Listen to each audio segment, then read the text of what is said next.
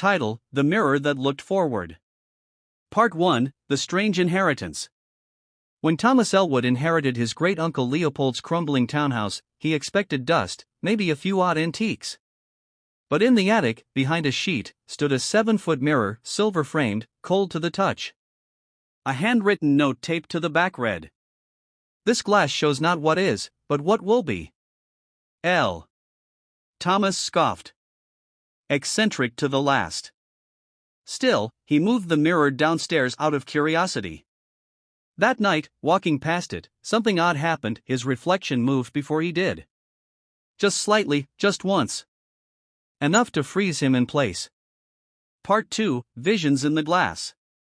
Over the next few days, the mirror's strangeness intensified.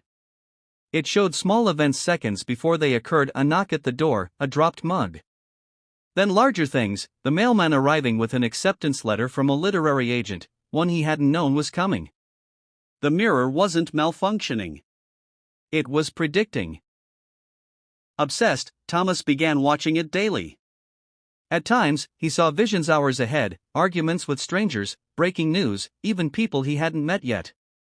Then came the disturbing images: a figure in the shadows, flickering just behind him. A woman crying on his staircase.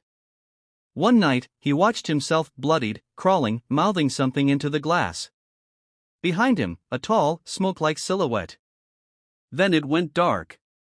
Moments later, he heard a floorboard creak downstairs, just like in the vision. Part 3: He sees something horrifying.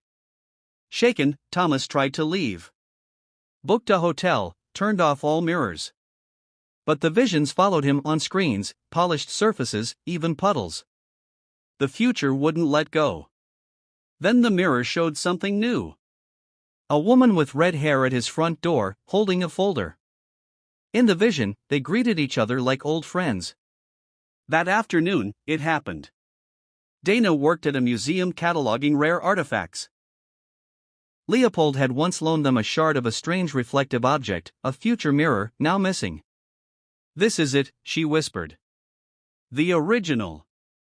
They began researching together.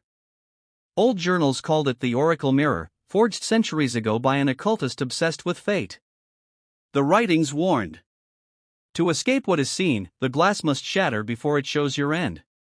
But how could they know when that moment was?